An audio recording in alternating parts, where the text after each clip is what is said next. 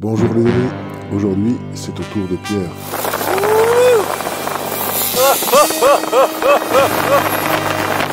Pierre est enseignant, il pratique des sports de glisse et j'ai déjà eu l'occasion, il y a 3 ou 4 ans, de l'initier au gonflage de voiles de parapente en vue de le faire voler en dynamique sur la dune. On se voit assez peu, mais ce premier dimanche après-midi du mois d'octobre, il est venu déjeuner chez nous avec sa femme. Le début de la journée a été gris, mais le ciel s'est dégagé peu à peu et la météo prévoyait un après-midi fumant. Je préviens Pierre que les conditions risquent d'être un peu musclées, en particulier au déco et à latéraux, mais qu'il y a moyen de faire un vol assez exceptionnel. Comme souvent, j'ai en tête le défi du vol en dynamique sur la dune. Le vent est nord-ouest. Il est annoncé à 20-25 en moyenne sur la dune, au niveau de la pointe du Médoc. Et si je ne suis pas certain de parvenir à atteindre la dune, j'ai la conviction que les conditions nous permettront de nous y maintenir sans moteur. Je n'ai pas pu filmer le décollage. Je reconstitue donc la scène à l'aide de la trace GPS. Le vent vient du bas de l'écran, légèrement de la droite. Je préviens Pierre que ça risque de secouer un peu, car le vent est effectivement assez rafaleux. Le gonflage, dos à la voile, d'un biplace en conditions rafaleuses peut être assez déstabilisant. On risque d'être tiré en arrière et il est important de bien doser l'énergie qu'on transfère à la voile pour gérer sa prise en charge et éviter qu'elle ne nous dépasse. Je décide donc de gonfler la voile moteur éteint afin d'être sûr que la voile est bien stabilisée au-dessus de nos têtes avant d'allumer le moteur. Je gonfle, la voile monte, elle se stabilise. Je demande alors à Pierre de courir et j'allume le moteur. Et là, avant même que j'ai commencé à accélérer le moteur, on s'est pris une rafale de vent. On a été instantanément soulevé à 3 mètres du sol. Je connais bien ce phénomène et en solo, ça ne me poserait pas trop de soucis. Mais en biplace, le risque serait que le passager soit surpris, qu'il ne se réceptionne pas bien au moment de la chute et qu'il n'ait pas le réflexe de continuer à courir. Parce que dans le cas d'un arrachement au sol par une rafale juste après un gonflage, l'issue est connue d'avance. La rafale nous arrache du sol et fait cabrer la voile. Mais une fois qu'elle aura digéré ce bref incrément dans la vitesse relative de l'air, la voile va faire une abattée assez violente qui va immanquablement nous ramener au sol. J'accélère à fond et je contrôle au frein l'abattée. Mais comme prévu, on se retrouve assez brutalement plaqué au sol. Je vois que mon passager a tenu le coup. La voile est sous contrôle au-dessus de notre tête. Je crie à Pierre de continuer à courir et on reprend notre course. On parcourt une partie du terrain sans être totalement pris en charge par la voile. Et on parvient à quitter le sol à une trentaine de mètres de la route. Et là, moteur à fond, on ne parvenait pas réellement à gagner l'altitude. L'air était très turbulent et pendant de très longues secondes, la hauteur de nos pieds n'a pas dépassé 1,50 m au-dessus du sol. Le vent de face réduisait notre vitesse sol, mais je me suis très vite retrouvé face au champ de vigne, sans avoir assez de hauteur pour passer par-dessus. Je m'oriente sur ma gauche pour poursuivre au-dessus de la route entre les deux champs de vigne.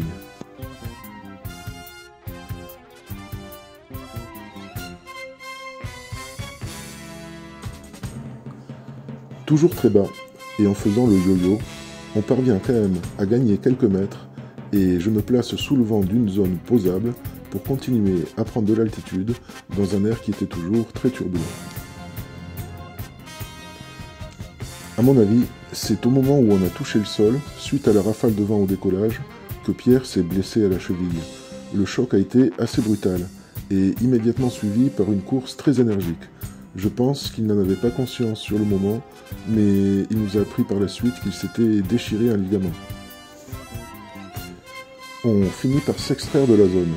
Les turbulences sont plus faibles, l'air est moins malsain et j'ai assez d'altitude pour m'éloigner de mon terrain.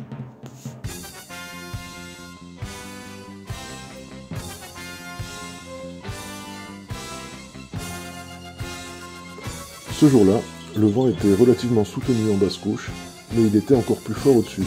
On allait donc devoir avancer face au vent et à relativement basse altitude. Le trajet est très éprouvant pour moi. Le ciel est assez instable. On passe même à quelques centaines de mètres de zone de précipitation et je suis obligé d'adopter un pilotage très actif. L'activité du ciel rend le vol chaotique, des thermiques, des dégueulantes, un vent qui change tout le temps de direction. Ce trajet vers la côte a été extrêmement laborieux, avec des vitesses sol oscillant entre 2 et 20 km/h. Pendant que je me battais pour avancer, mon passager, lui, avait l'air d'être aux anges. Peu impressionné par mes difficultés, il a beaucoup apprécié cette promenade au ras du sol et à très faible vitesse. Nous avons mis 1h30 pour atteindre la côte, ce qui est un record de lenteur absolu.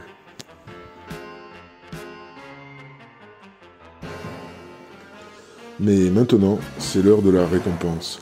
Le vent qui s'est opposé à nous pendant ce laborieux trajet allait maintenant jouer pour nous et nous permettre de voler sans moteur au-dessus de la dune.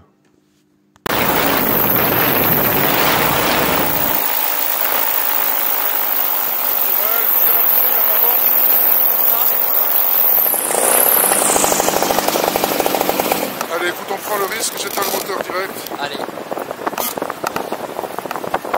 Ça devrait être bon, on va vérifier. Ok, je rallume, mais ouais, il y a du vent, tu vois, on voit les pistons bouger. J'ai remis les primes, on va se positionner comme il faut. Et là, du coup, on fait pas de bruit pour les plagistes.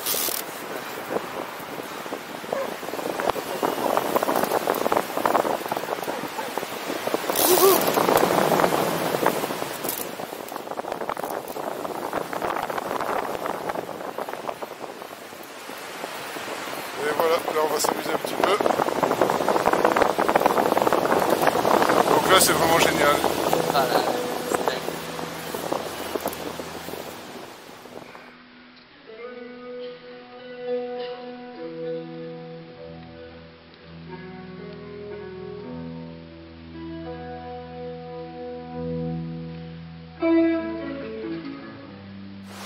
Ouais, la mer est très haute, hein, c'est rare qu'il y ait aussi de plage. Là, faut juste que je fasse gaffe à bien me maintenir au-dessus de la dune.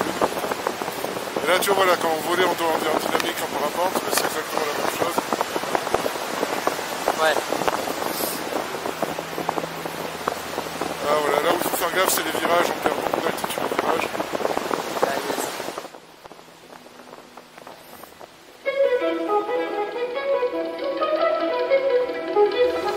Mais en fait, moi je pensais que tu devais repartir et revenir, pas forcément que tu restes parallèle comme ça. Ah bah si, il n'y a que ici, en fait là je suis au-dessus du vent qui bute sur la dune.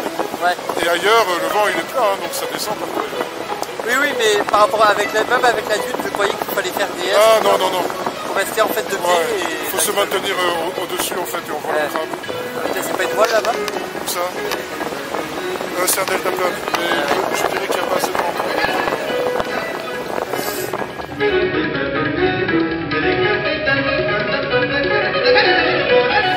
Là tu vois, on est un peu perdu, il va falloir qu'on regagne pendant ce trajet.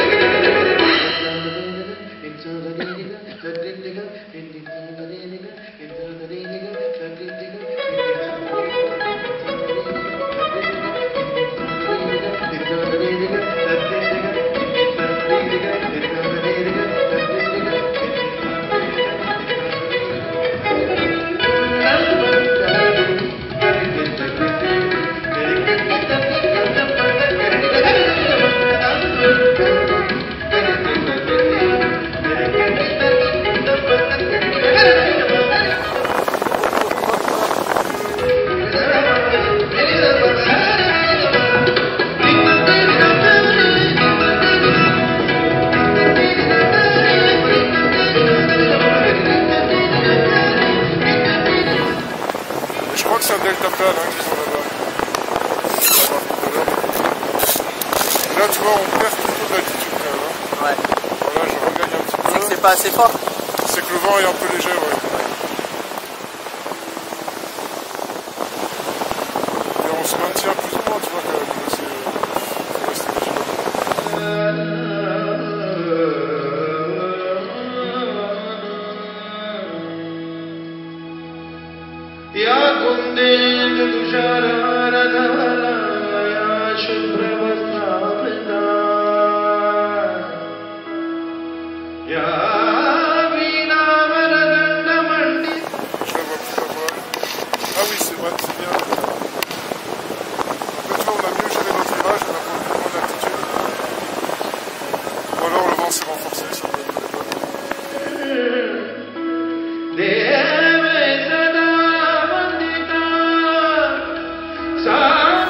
Tu vois les oiseaux devant nous, un peu à ta gauche,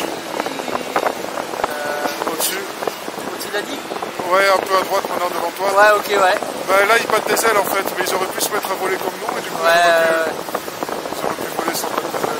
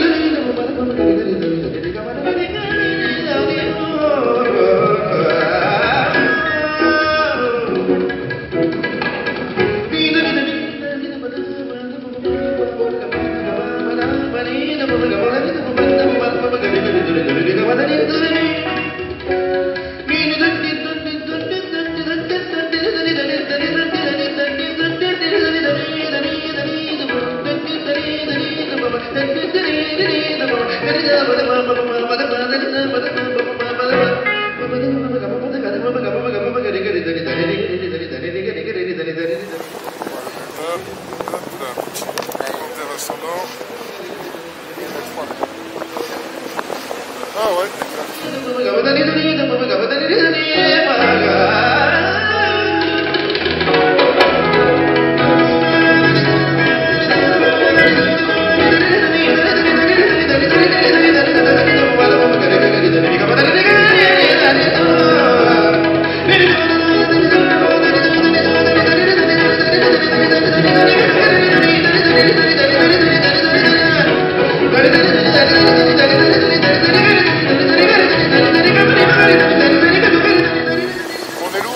quand je suis seul, ça tourne beaucoup mieux.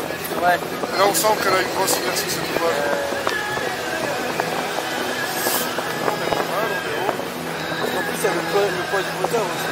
Et oui, oui. Par rapport à tout seul. Puis la voile, les suspensions sont plus longues, la voile est plus grande.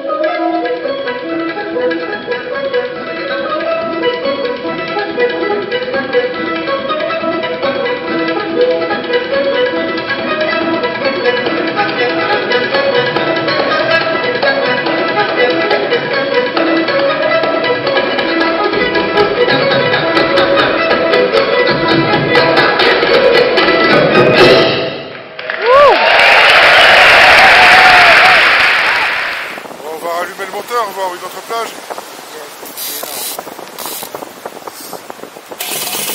Et après, tu te donnes plage. J'avais dans l'idée de continuer à longer la côte vers le sud et de tenter d'autres sessions de vol en dynamique. Mais je n'étais pas sûr de l'essence qu'il me restait. En biplace, on consomme beaucoup plus qu'en solo, facilement entre 6 et 8 litres par heure. J'avais, bien entendu, rempli mon réservoir à bloc avant de partir, c'est-à-dire 15 litres, mais on était en l'air depuis bientôt 2 heures, et ni Pierre ni moi ne parvenions à visualiser le niveau du réservoir. On avait certes passé un quart d'heure moteur éteint, mais même avec le vent dans le dos, il me fallait quand même prévoir de l'essence pour rentrer, et je n'ai pas jugé prudent de prolonger la balade le long de la côte. On a donc vite pris le chemin du retour, en bénéficiant cette fois-ci d'un vent de dos, avec des pointes à 70 km/h par rapport au sol, et bien sûr en gagnant de l'altitude pour nous garantir une belle descente au-dessus de latéraux.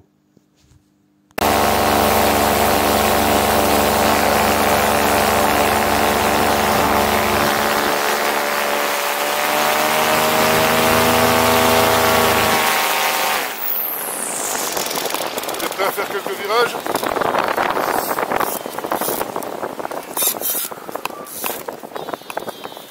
Ok pour faire quelques virages?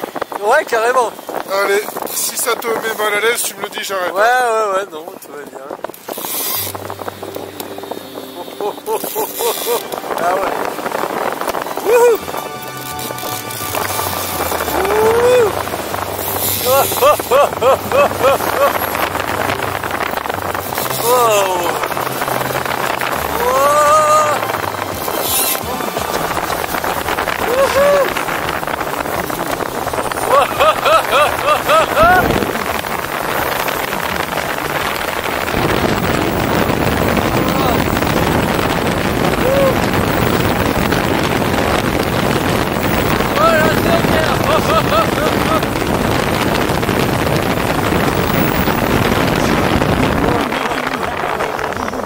Oh, ça m'a dosé là.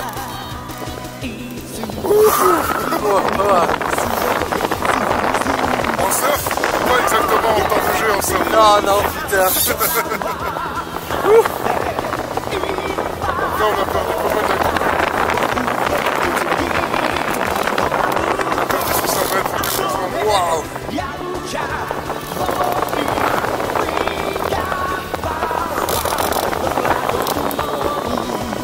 600 mètres là. Ah ouais, on était à 1000. Alors là, on va regarder la manchère. Tu vois celle de l'arbre et celle de la voiture? Ouais. Ouais, ils sont très bien. On va atterrir du coup vers la pointe du Médoc. Tu vois, le champ il est en longueur. Ouais. Il y a le chemin qui prolonge. Du coup, j'aime bien atterrir comme ça parce que même si je suis trop gros, je peux me poser sur le chemin. Après, il vient un peu de la gauche pour atterrir cet axe-là. Mais ça va. Malheureusement, la caméra s'est éteinte avant l'atterrissage. Atterrissage qui n'a pas été merveilleux d'ailleurs. Mon passager était blessé et les conditions étaient encore assez fortes. On a touché le sol avec une vitesse verticale un peu plus importante que ce qu'il aurait fallu. Et avec sa cheville blessée, Pierre n'a pas pu encaisser le choc et on s'est stoppé net avant d'avoir fait le moindre pas. Au sol, il nous restait moins d'1 litre d'essence. C'était un vol mémorable, mais nos épouses n'étaient pas très contentes et mon passager était blessé à la cheville. Bref, bilan mitigé. Je pense qu'à l'avenir, j'éviterai de voler en biplace dans des conditions aussi fortes, ou alors je le ferai avec un passager mieux informé, mieux préparé et plus expérimenté. Et du coup, c'est le bon moment pour vous lancer une invitation. Si vous faites moins de 85 kg et si vous êtes prêt à venir dans le Médoc, je serai ravi de vous faire partager une de mes aventures. À bientôt.